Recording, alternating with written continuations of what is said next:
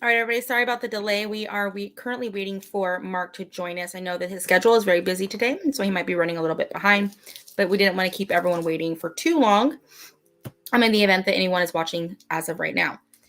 So what we're discussing, or what we were discussing prior to just now, was just in everything that's transpired and what's happened with the Democratic Party specifically, and how they are acting and what they're doing and saying and what they're putting into place and how it's affecting Oregon families. Glenda, where did you leave off?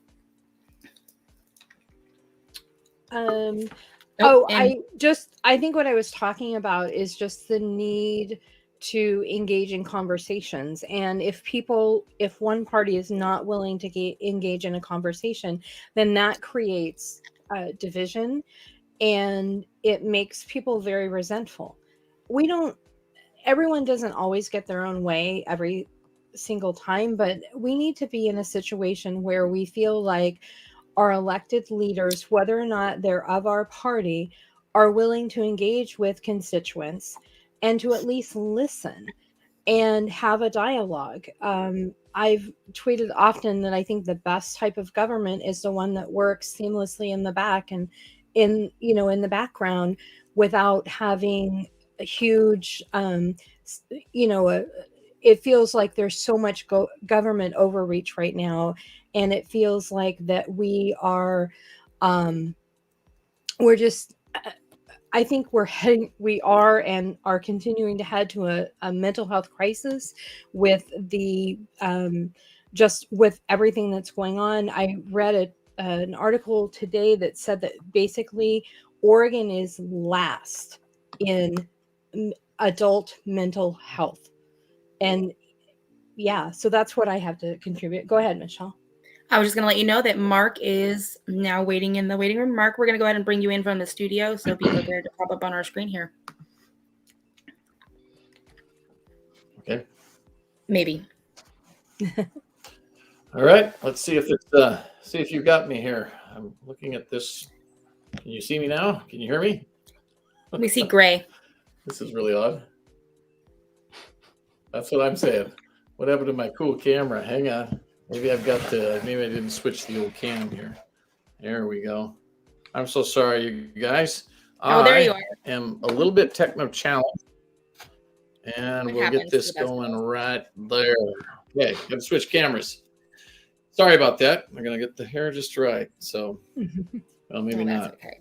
We know you're a busy guy. There. All right. Well, thanks for having me. I'm sorry I was a few minutes late. Oh, and again, I was just saying how you had a pretty full schedule and you still made the time to come on today. So we do appreciate that. We've been trying to interview as many candidates as we can to help answer questions that Oregonians have, right? And inform the voters so they know what they're getting into, what they're voting for. And you were gracious enough to agree, and we super appreciate your time. My name is Michelle Walker. And then I have Glenda over here. I'll let her introduce herself. Hi, Mark. Nice to meet you. My name is Glenda Shear, and I am the founder of Oregon Unheard Parents. Okay. Nice to meet you. Hi, Mark. My name is Matt Foster, and I'm just an average concerned citizen here to try to help out. So. Oh, well, thanks for being here. I was once one of those. And then we just wanted to give you an opportunity to kind of give you the spotlight. Oh, not me. Give you the spotlight. Excuse me. Okay. To talk about yourself. Sorry. There we go. All right. So a couple of things just to introduce, in case people don't know me. I'm Marc Thielman. I'm the Alsea School District Superintendent, and I'm the guy who's most known as the person who kept his school open K-12 all through the first COVID year. And for those who may not have heard this story, you think, well, what's the big deal? Superintendents are supposed to open school. Well, during that year, if you remember, most schools were closed, and my school board was pretty aggressive at saying, we're not staying closed again, find a way to stay open. And we managed to do that. And of course, that was pretty isolating, considering that we were the only K-12 school open. There were a few K-3s around, but nobody else was open K-12. And then since our school calendar was earlier than everyone else's, we were open before everyone else as well. And so the whole world was watching us and waiting to see about all the COVID outbreaks we had in the school, and we didn't have a single case of COVID all school year. That was traced back to the school. Of course, that was before the Delta variant, and now moving into Omicron, et cetera. And so when you accomplish something like that, it takes a team of people, it takes a lot of dedicated people, and it takes a lot of leadership, because you have to convince teachers unions and staff and parents and school boards, et cetera, that that school can operate safely. And that's a real test of leadership. But myself and my admin team, we were able to work through that. Since that time, the school district in LC has grown from about 270 kids between brick and mortar and online to over 1,100. And so I guess you get rewarded for getting your footprint out there. We created other programs that limited screen time called Learn at Home Oregon. That's a K-8 program, which invited parents to participate in the education with their kids online, which was the opposite, as you know, of a lot of school districts at the time. They didn't want parents watching what the kids were being taught. I didn't think that was right. If we're not comfortable having parents watch what we're teaching their child, then we need to ask or question, what we're teaching and why wouldn't we be comfortable with that? So that program became popular. We started with 0 students the first year of COVID there in 2020, and we ended up with over 500 by December, and those numbers held all the way through the school year. And so we came back around thinking that post-COVID things would, that the school would continue, the program would continue, but maybe a couple hundred kids.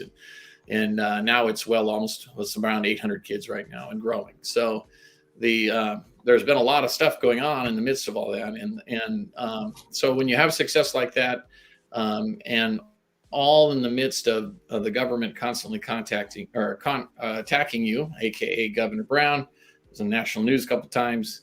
And at every step of the way, we just say no. We are trying to, we're not opposing mandates per se, but we're trying to make the mandates work for our kids and our families. And that doesn't seem to sit well with so many. So that led me to obviously run for governor. And because we need to have a different style of relationship with the people. Our government is a top-down, do as we say, comply kind of culture, and it needs to change. We can't necessarily maneuver. So, for example, what brought me here today, and part of the reason I was late, is we're doing Omicron data because obviously we're reaching our peak in LC and in Corvallis and Philomath, and so we're making sure we have enough staff to operate tomorrow, which we don't. So I said, all right. It looks like Wednesday we'll have enough staff, and based on real data, like this is scary, but like real data, so-and-so is going to be back. This person's recovering. Well, okay, we'll get Wednesday it is. And of course, immediately I send the email out, and then you get the trolls out there saying, you have to close your school. Well, the thing is, closing your school means that it was open. And if we have to close for a day or two, we're going to do that, because it's the right thing to do. On the flip side is, how soon can we get open? You can see the difference in the culture. We're talking about a government that can't even sharpen a pencil in 7 days. However, this government has maneuvered on a Sunday to let me know that they're freezing our ESER funds and turning me into the ethics commission, because my board passed a resolution that said we're going to take back control of COVID policy.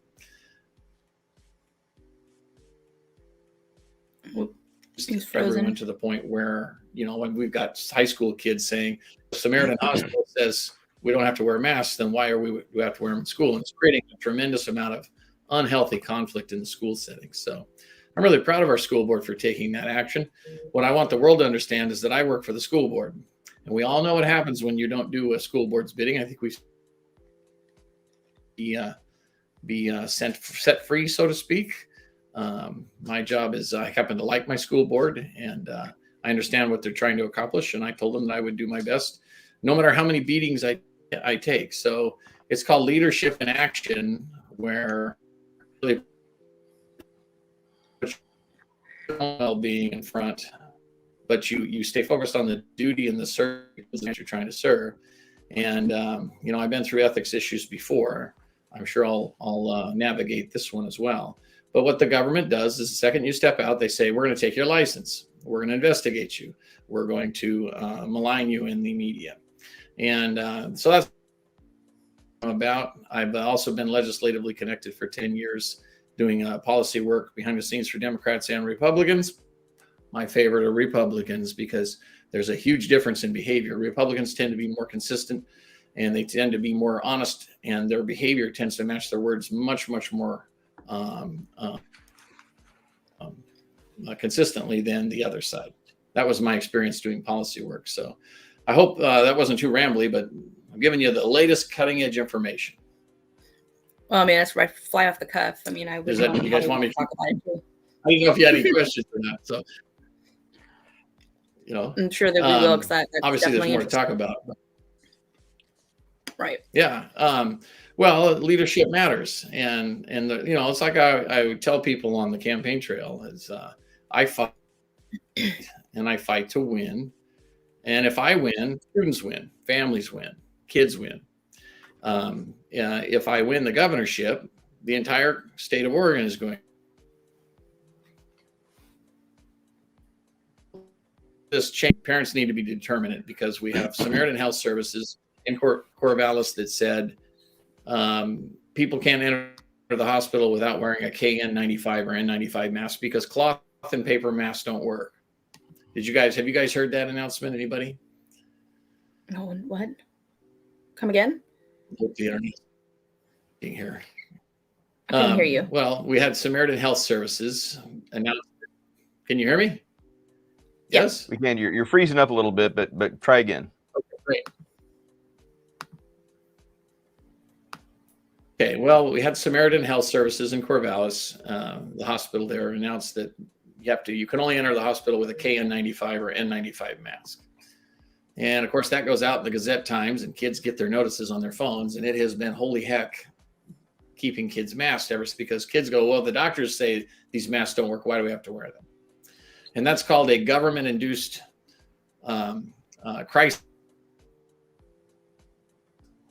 That's insane. And you can't have a crisis of confidence and maintain the respect and compliance of the people.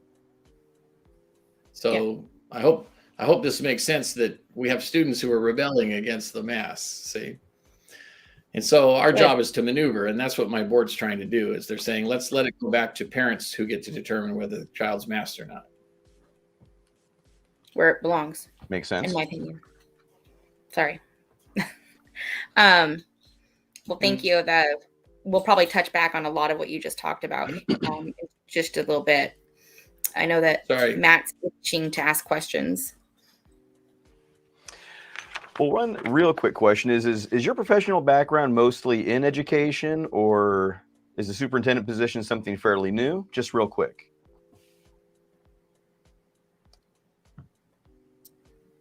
Well, I've been in superintendent since 2000. So, I'm not new to it, obviously. I've been in ALS, great school district to work and operate in. And mainly because for me, it's about the intrinsic mission. So most superintendents start out in a small district and then they go to a large district as their career progresses. And I've done the opposite. I started out in larger districts and moved to a small. And and it has been a wonderful process, because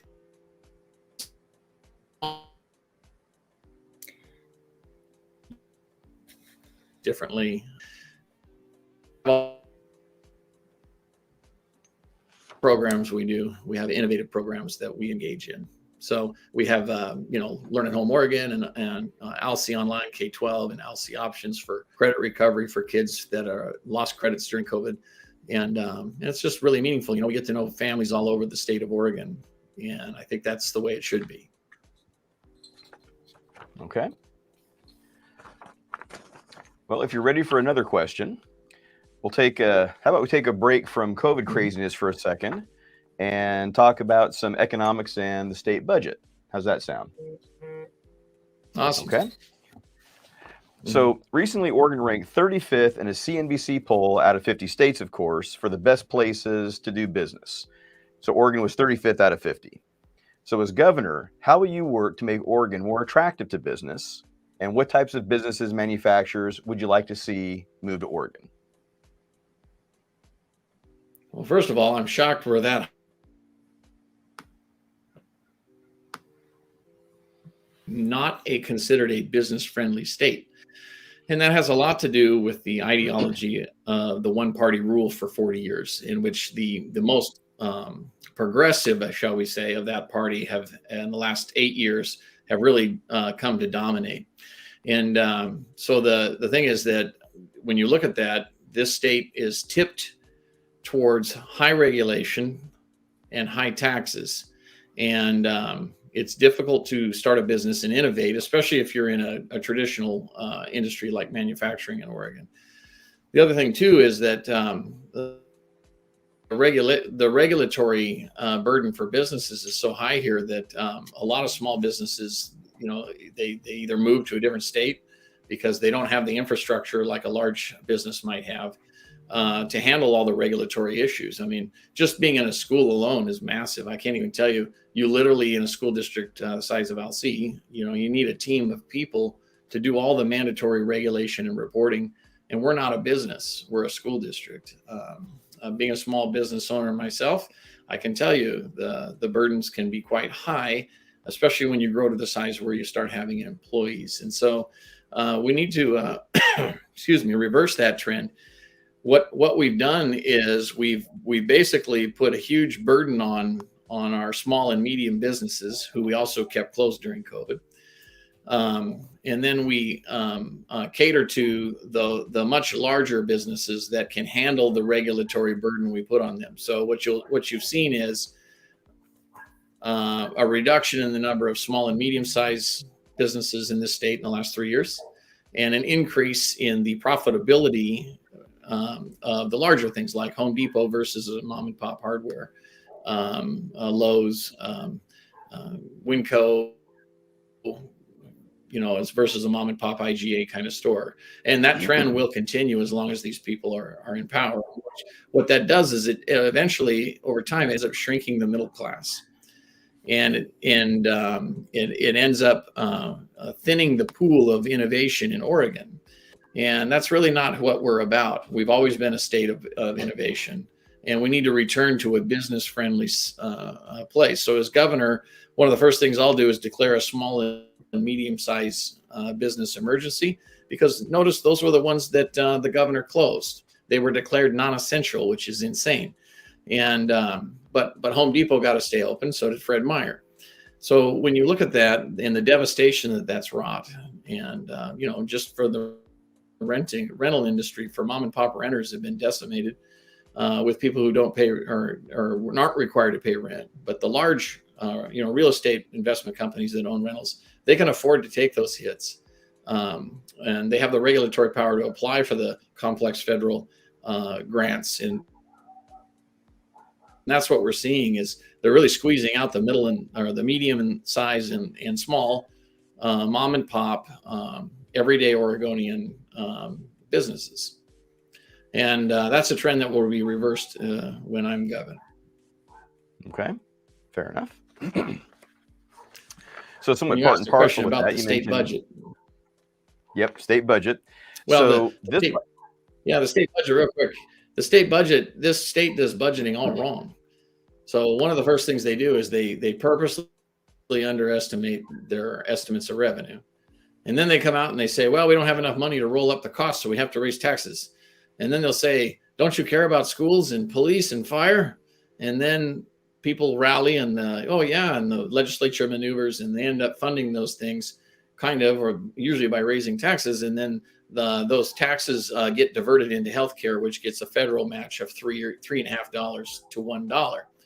And I don't know about you, but if I receive $3 for every dollar I put into my house, I would argue it would be a much bigger house if I could get that kind of value. And so the public isn't aware of just the kind of parlor tricks that get played in budgeting.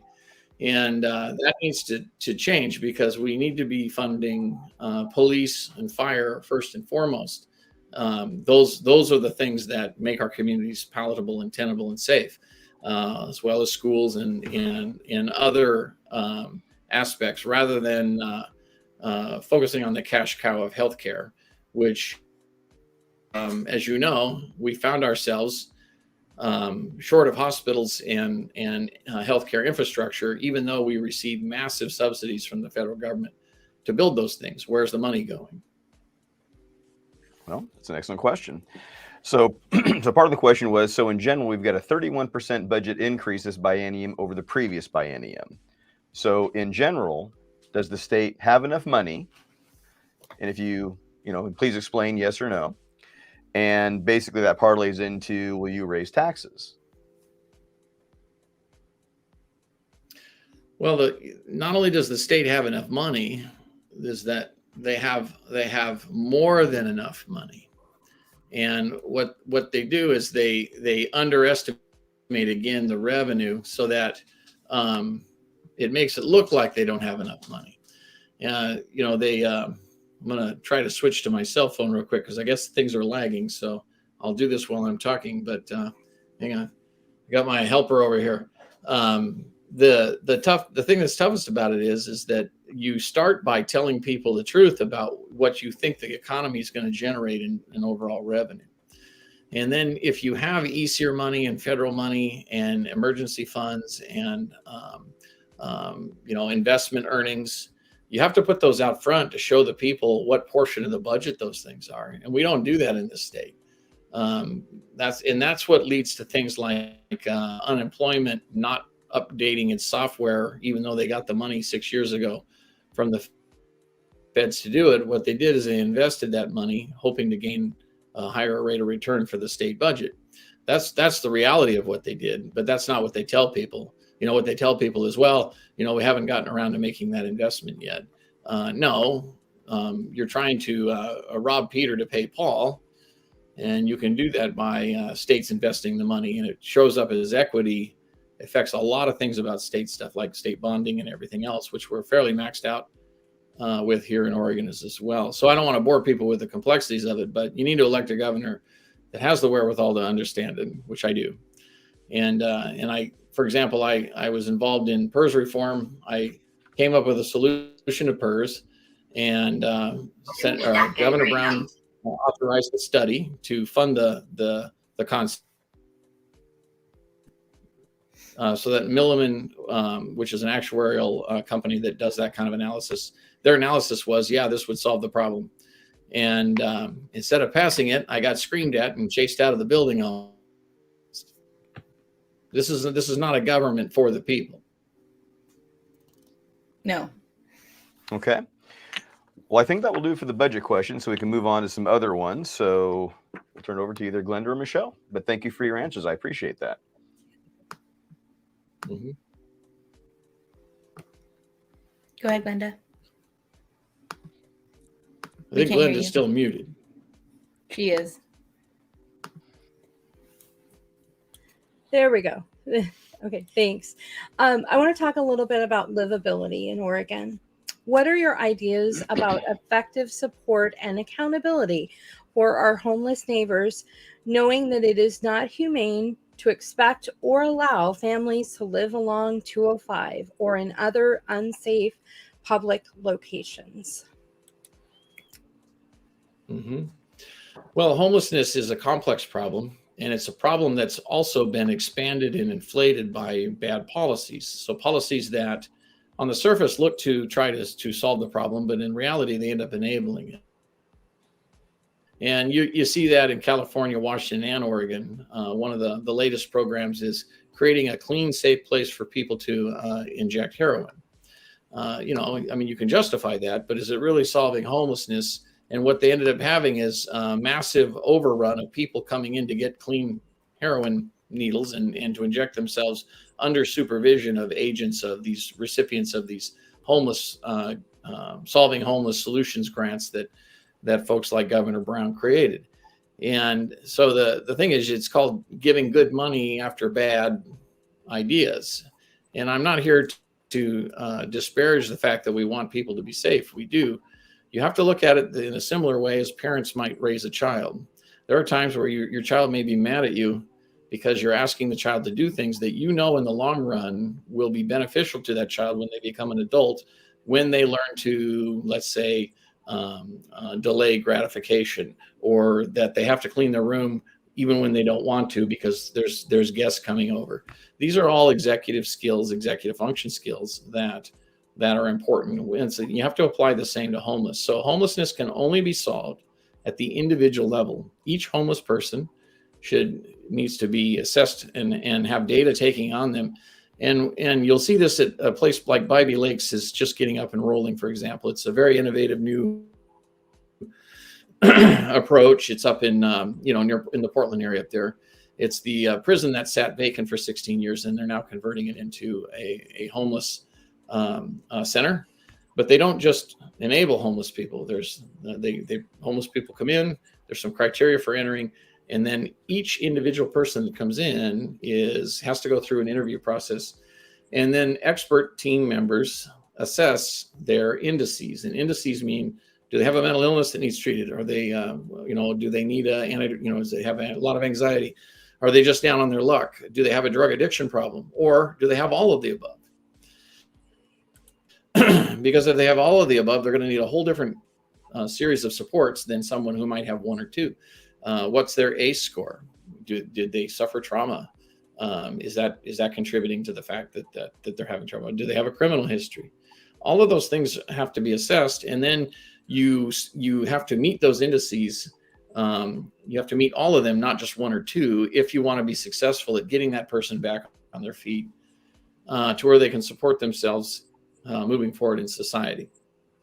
Bybee Lakes has had a hugely powerful success rate, and they're not even fully operating yet. And I think they're harboring a little over 85% success rate. And success is defined as people not living on the street and then being able to work an income and end up outside of Bybee Lakes in some kind of housing situation on their own, or reconnecting with family and having a place to live. These are all powerful outcomes that we want. And when you look at the outcome of 85% success rate versus so many of the programs that have been funded at high cost, such as the providing garbage cans for every homeless encampment in Portland. I don't know if you guys noticed that. They put them all over the downtown area, and they decorated them so beautifully. I'm not sure how that solves the homeless problem, but it is nice to be able to throw your coffee cup away. I will admit that I've never seen so many garbage cans in a downtown area. That was all funded with homeless grant money. And again, good money after bad. So I hope that answered your question. You have to be very compassionate, but you also have to have accountability, because there will be some that won't want to address their issues. Maybe they like the lifestyle. And if that's the case, after multiple attempts, they get a bus ticket to San Francisco. Okay. Thank you so much. Michelle, I think you're up next.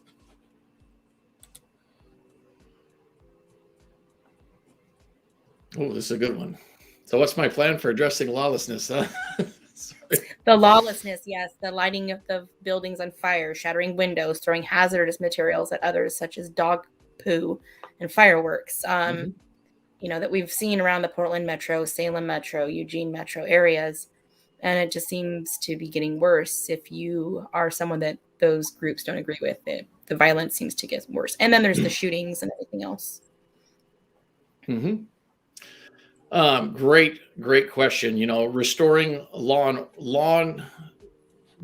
law and order and liberty. So you have to finish the sentence. You can't just restore law and order if you're not allowing liberty. So you get a person like Mike Catch and Release Schmidt, who's the DA down there in Portland. He's the one who kept letting people back out of jail after they were caught for burning things and destroying things. And he did it under the guise that these are protesters and they're mostly peaceful, but people died. People are still dying. And what's really interesting to me is that we've elected leaders who who have huge holes in their moral and ethical paradigm. In other words, they're more into supporting an ideology than they are about looking at the negative externalities of that ideology as it's put into practice through policy.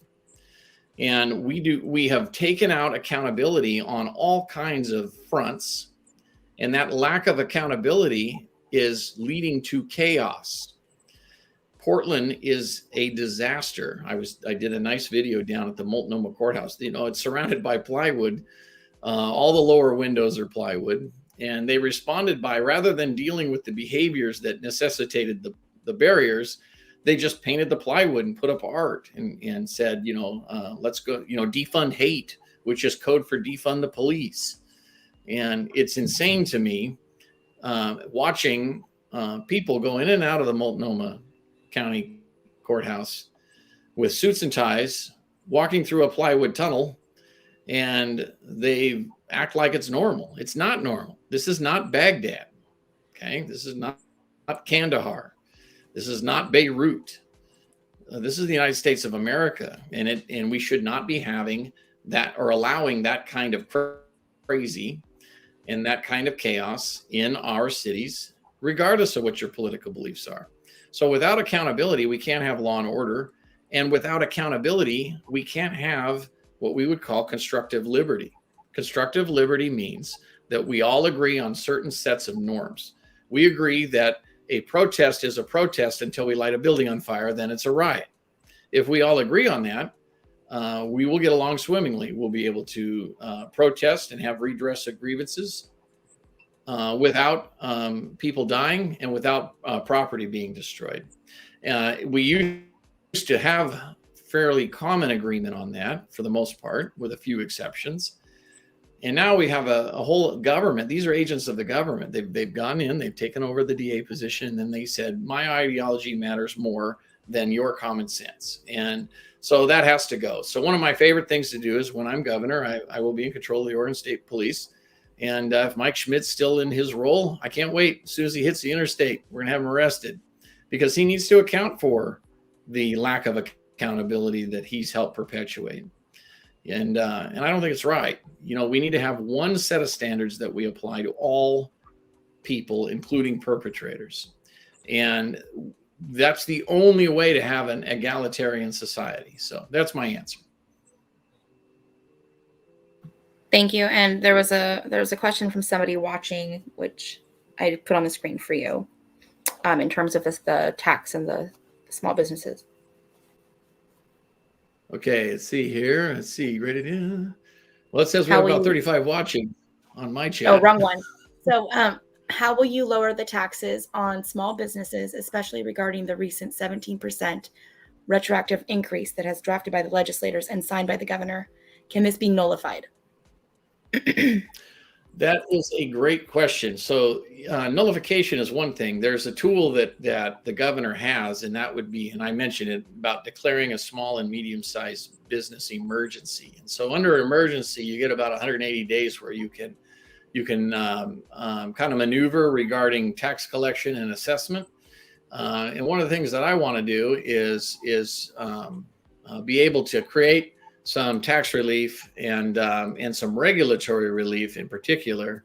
You have a lot more authority on the regulation side than taxes, but to create that relief for small and medium businesses who have carried such a burden and been forced to close, and many of them, close permanently. So the thing that is so important about doing that is that small business is the heart of Oregon's economy. So it's well over 60% of our business base, and it supports a huge proportion of the middle class. So by allowing that to wither on the vine, which we've done the last 2 years, we're going to have a cost to that, because whenever your middle class shrinks, the number of consumers for the things that you produce shrinks with it. We've gotten the rich folks in Oregon, so people with $10 million or more have gone up at historically high rates during COVID. The number of billionaires just topped 800 here in America. They were 200, I think, 3 years ago. That's incredible. So 300% increase in billionaires.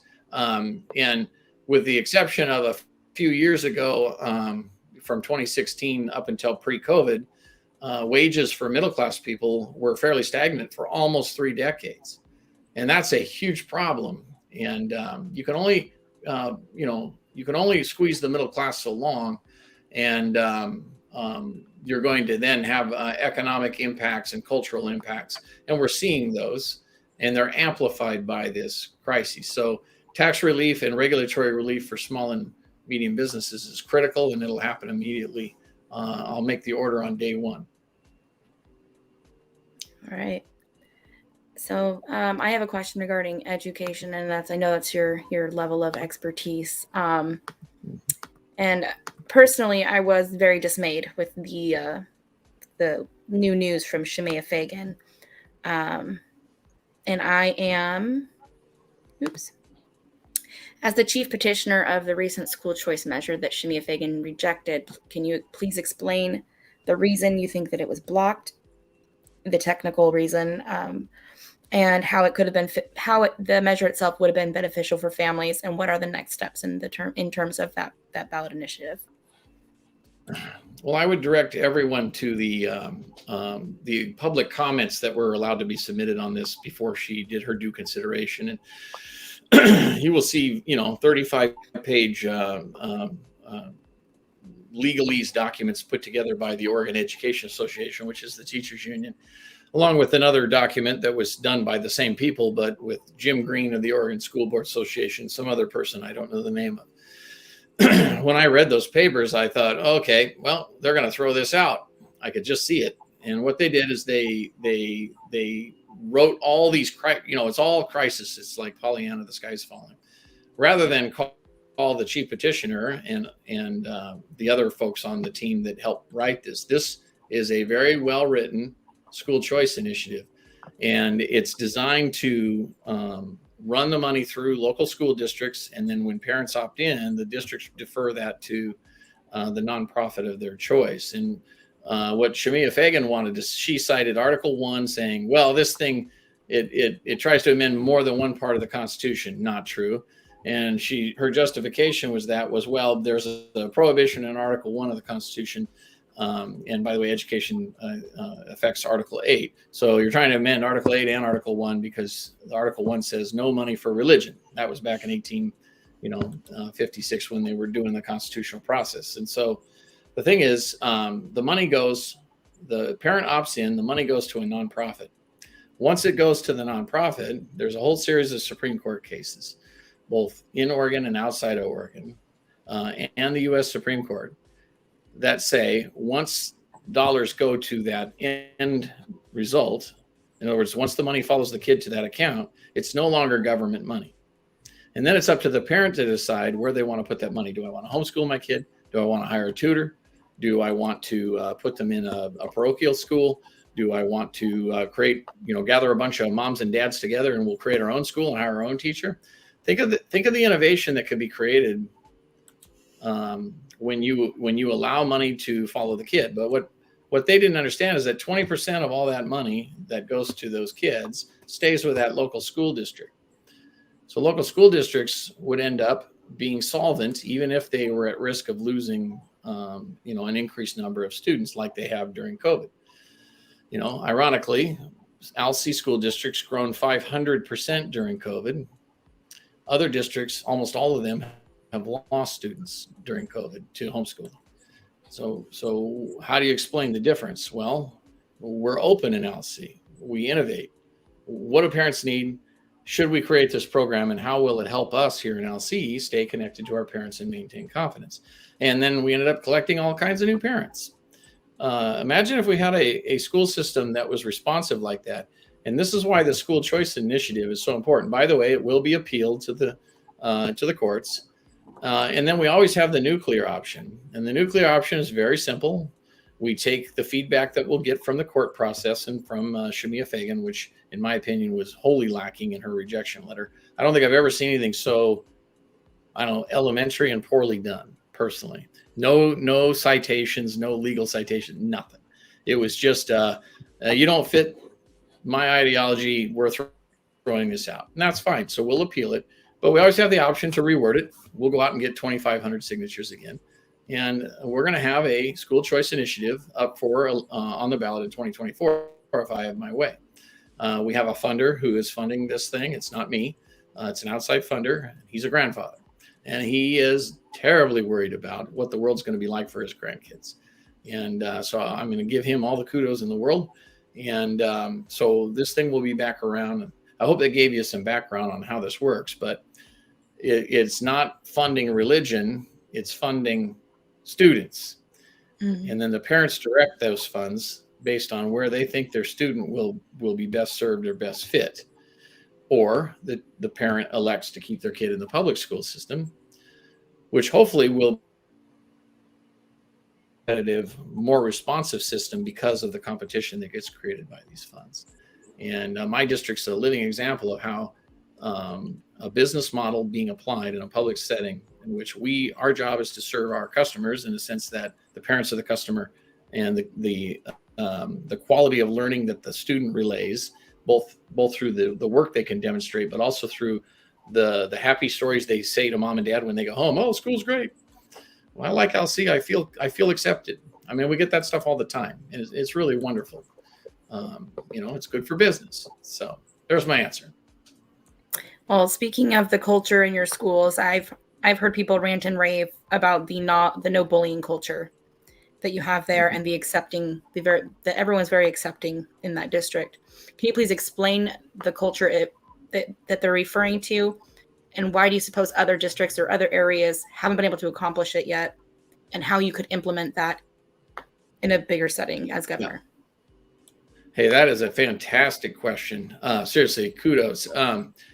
This is it's a critical thing. I get kind of chills just answering this because you were the first to really ask this question, and so I'll be as succinct as I can be. You have to make a choice. It really comes down to the leadership of the school district, and you got to understand that you can have compliance and authority, which is force, and that makes for a nice surface running school district, or you can have what we call discernment and perception. And so one is fuels judgment.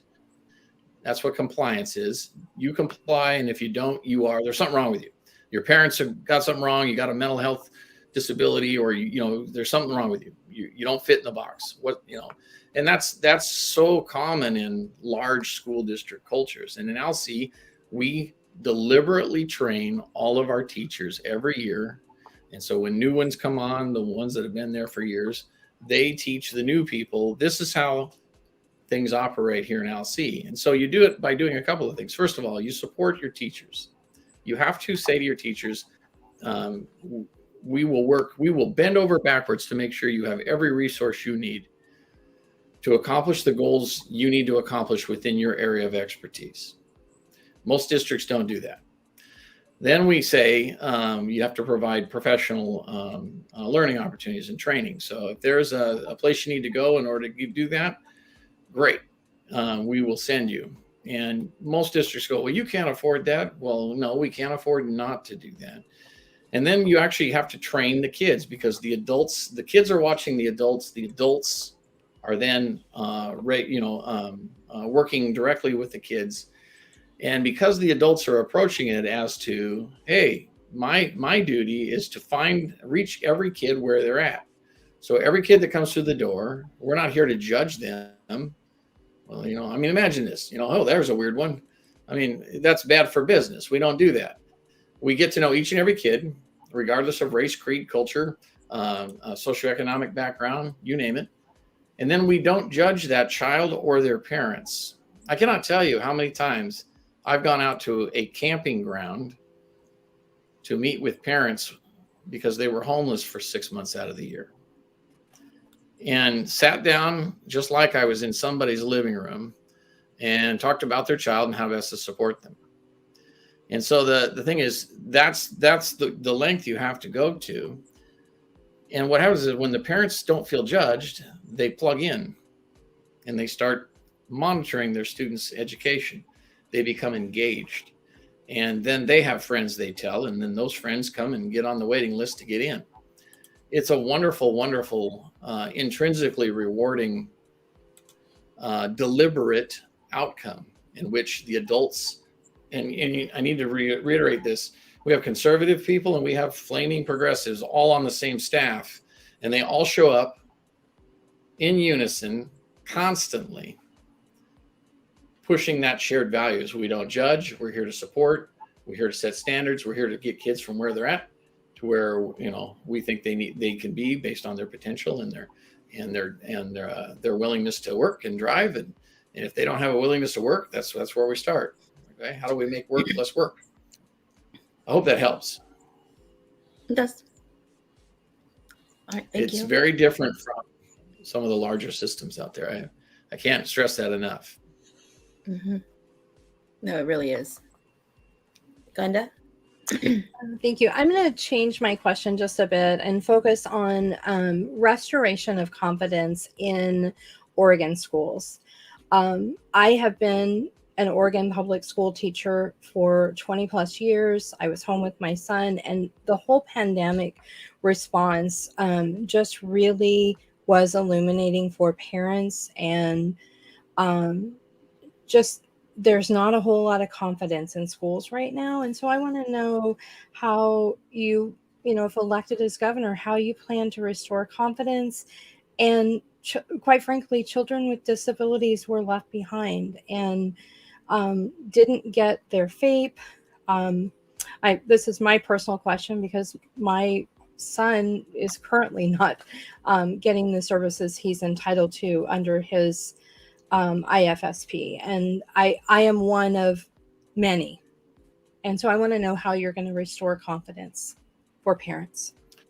There's a variety of ways I can answer that. And it's so personal for me because I'm the father of a severely disabled child that I adopted when I was crazy enough to do foster care. And then she came with two siblings that followed her. And so I have three beautiful daughters. And my daughter, Molly, got 17 minutes of education during COVID in 2020. And at the end of the trimester, the Eugene School District sent me a report card saying that she had attended every day of school and passed all her classes. And then I found out that they were claiming my daughter for full funding because she's high cost. So she $32,000. And I didn't get a lick of support for my child. And I cannot tell you the energy that created in me, because believe me, I took them right down to task. And the end result was, they basically came to the table and said, what do you need, Mark, to keep, so we don't end up in court. I said, you need to open up for limited in person, because I was reasonable. And you need to do that by mid-January. And what was funny was this was the response of the assistant superintendent. Well, wait a minute. If we serve your child, we'll have to serve everyone else's child. And my response was, yeah, that's the point. See? And the thing is, so this is what you're speaking to. The system itself is designed for compliance. But when a pandemic hits and it has to maneuver, it can't. All it knows is compliance. And how dare you come and tell us we're not serving your special education kids? We don't have the staff and the resources to do that. That's not what you need to hear. So let me give you an example. In Alsea, when we started Learn at Home Oregon and we opened, and we also had our online program, what I didn't share with is it was a absolute priority that we find a way to support special needs kids who sign up for one of our online programs. I'm not even going to say we were very good at it, but we cared. We hired staff. We reached out to those families, and we did everything we could to support them. And I had a lot of crying moms, dads, and grandmas during that COVID year because they said, we call you and we ask for things, and you never say no. Now that's scary, and I'm sorry I get emotional about it. But, raising a special needs kid takes special people, and the way that the system treats parents and students that are special, it's criminal. So thank you for the question. Sorry for getting a little fired up. It fires me up as well. I'm really disappointed in how the school districts handled students who had disabilities and should have been given the appropriate education. So I appreciate your comments. Yeah. This is a total flip on subjects, but not subjects, but topics within the same thing. We all know the buzzwords. We've all heard them. Some people feel one way, others feel another, and that's fine. Everyone's entitled to their opinion. But how would you plan on proceeding with the curriculum concerns for each side on the topics of the anti-racism, critical race theory, social emotional learning, all the above? Well, when you look at the this equity thing has been coming since, John Kitzhoffer and Rob Saxton, and the concept of the equity lens. And the thing is, equity is something that's valuable to have in the radar. At the same time, it can't be the end. It needs to be a means, not an end. And so when you're talking about critical race theory, or what it's now being called, which is anti-racist curriculum, or equity in general, you have to look and see what the results of implementing these things in school systems are. Nationwide, it's a disaster. All it does is divide, and it has caused all kinds of parents from every race, creed, color, and walk of life to speak out in protest, because ultimately we're one diverse country. We are all in this together. African American parents don't want their children to grow up believing that they're never going to be able to make it. So that, and the reason is that culture is so destructive. We have incredible Native American athletes in the NBA and the NFL. Amazing, incredibly talented athletes. People who are in the top 0.1% of their trade. And they believe that they're being kept down or maligned because of their race, even though they're among some of the most famous, most revered, most heroic people in our society. How did we get here? And do we want to teach all of our kids that? And I think it's really destructive. So in LC, we don't do that. We talk about the Martin Luther King style. So we handle equity differently. We don't not handle equity. We talk about all that. Every kid needs to have a fair shake, and every kid starts differently. So the analogy that I use is, and I'll push this as governor, because I get to pick the Department of Education head. Colt Gill will be fired as soon as I win, and we won't abandon equity, but we will restore what we would call reading, writing, math, social studies, and we want to call educational competence. That's what has to be restored.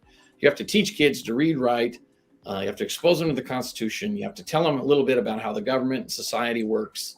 You have to talk to them and empower them about why this country is special, and why every single person in this country, regardless of where you start, has the opportunity to do amazing things. Look, we elected the first African-American president twice. How can we possibly be a racist country if we do that? And you have to teach kids that, and we're not teaching it. What we're saying is the opposite. So in LC, we say it's about content and character. Content and character matters more than your immutable characteristics. And we tell kids, what are you doing judging? We don't judge. Your job is to listen and understand. And then if you've done that and you still disagree, then you disagree agreeably. It is a powerful executive skill that schools have stopped teaching. Well, not all schools, but many schools and school districts have stopped teaching, and it will have very big negative impacts or indices or detrimental impacts in the future in society if it becomes the majority view or way of thinking. So this is why this governor race is so critical. It's why hiring a person who can think in multiple fields, understands state finance, understands school finance, understands education, understands how to solve complex problems like PERS, understands how the political system works, but has never been a politician himself. This is why I think I'm uniquely qualified to be the next governor of Oregon. Not to mention, I fight I took on the whole district of Eugene because they were not serving my daughter, but they wanted to get paid for not serving her. And I didn't think that's right. So I took them on. Obviously, I was successful. Better than most, I guess, in that position. I mean, a lot of people have felt hopeless this entire time. A lot of parents, anyhow. Yeah. I know that when we scheduled this, Mark, I was told that you had a pretty tight schedule, and I don't want to keep you past, whatever time you needed to leave for your next event. So, I mean, did you have 5 more minutes, or are you about? You do 5 more minutes, sure. Okay, just for closing out. I mean, I just want to give you an opportunity to share whatever you need to share on your end that you feel that people should know about you and your position on things. Well, the beauty of it is that if I think I offer something that's rather unique. So when you're talking about restoring unity, restoring law and order, restoring liberty, and law and order involves that. You have to, in order to restore liberty, you have to have law and order. So you have to have accountability, and then you have to allow people to be free, but free not to be members of the anarchical, if you will, or like Antifa, but free while also agreeing on some fundamental things, so that we all agree on that certain things mean the same thing for all of us. But within that, we can maneuver and be different. We can take different positions and we can disagree, but we all agree that once we burn a building, it's now a riot. And so this is the piece that's important, is it's going to take a lot of tenacity for a Republican governor, which we are inclined to have based on all the analysis that I've been reading. We have a real shot at winning as conservatives. But it's going to take a conservative to bring that unity, because you have to be open-minded. I have demonstrated being an open-minded superintendent. I serve progressives as well as conservatives, and we don't judge. We just meet them where they're at. But like I'll see as a microcosm of what the state can be like, because we have all this disagreement between political views on staff, but everyone agrees on the kids.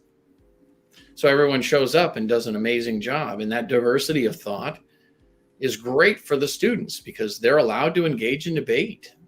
But you know what they don't do? They don't start beating on each other. They don't start burning the building. They don't rip lockers off the wall. Our Flag Day in ALC, unlike other school districts that have had a lot of issues with flags, we did whole Flag Day, and Biden and Rainbow and American and you name it, Trump, and it was all there, and it was hilarious. The kids were a riot. They were debating, and they had a fun afternoon celebrating all these different kinds of flags. They learned about "Don't Tread on Me" and the roots of all kinds of things. And the thing is, that's a demonstration of what is possible if you pick the right leadership, and that leadership goes out and engages and puts in a team of people that produce those relationships within state agencies. A couple other things in summary. The system needs to work for the people, not the other way around. So, like, why isn't DMV open on Saturday? Anybody ever asked that question? It's insane. It is in Florida. Well, yeah, it used to be, but then it stopped serving people, and then it started serving itself. It was public unions that negotiated those closures, because they have a right to have their Saturdays off like everybody else. Well, if you want your Saturdays off, don't work for the DMV. See what I'm saying? Right. Because the government exists to serve the people, and it takes special people in government to serve people. So that's a relationship that I really want to leave people with. That's going to happen. And, and then again, school choice, so critical to save our schools. If you want to help our public schools, support school choice and the money following the kid in the way that it was set up to do so, the constitutional way it was set up to do so. And the thing is, innovation is what's going to restore confidence in our schools. And then the last thing is, and I'll throw in a plug here for Glenda, because, we need to teach people why special needs kids are so important. Special needs kids are empathy factories. See, there was a day, shamefully, in my life, maybe 21, 22, 23, where, I would look at someone working with a high special needs kid and go, man, well, that's a tough one. I don't know. What kind of quality of life? What, And boy, do I wish I'd never said that, because the good Lord himself brought me a special needs child. And man, it opened my mind up to everything. I love her. Almost done. She creates these incredible relationships with all kinds of empathetic, caring people. Special needs kids create whole industries, and they teach other kids about empathy in a way that's so organic. Couldn't do it with the curriculum. And that's when I realized, man, God really does use all of us. This country, the United States, which was founded on Judeo-Christian tradition and principles, a belief that we had rights that superseded government, that were given to us by our Creator, okay, aka God, that we can then keep in proper priority through the generations, so that we can be free and we can build the most wealthy, most prosperous, most amazing country, like a big light on the hill for the rest of the world. And that's why our country is so important. This is a fight we have to win. We have to win it here in Oregon, because that's where the battle is. So I'll leave people with that. I would recommend you think about a grassroots candidate like me. You think about a person who has a track record of fighting and winning and not being canceled, because that's another feather in my cap. And that you look at someone who has the emotional and social and fiscal and problem solving acumen to bring that to fruition for everyday Oregonians. Because I'm telling you whose side I'm on. I'm not on the side of the system. The system's broken right now. We're here to fix it, and we can restore it. So it's Marc for Oregon, M-A-R-C. C stands for conservative. So Marc for Oregon, F-A-O-R, by the way, not for. So marcfororegon.com. It's my website. Really, really encourage everybody, if you liked what you heard, to go ahead and contact the website, ask questions, feel free to donate. Donations are critical. It does take money. And they got a lot of wealthy establishment candidates hoping I don't raise enough. So I want to ask people to open their wallets, because this is how we win this thing. And then the other thing, last but not least, is if you volunteer, and if you can't do that, please pray for this campaign, because this is a good versus evil thing. This isn't Democrats versus Republicans. This is getting our state back in a manner in which it begins to work positively for all people. And that's what I've set my mind and heart to do. And I won't let you down. So I'll end with that. Thank you, Marc. And I want to add, and we were just talking about this, I think yesterday, maybe it might have been this morning, that there was a grassroots candidate back east, I think spent less than $1,000 and beat an incumbent that had a ton more. Sure did. And it's sometimes it's message and influence over money. It's parents. I just wish that was more common. Got it. Sure. You can be the second person.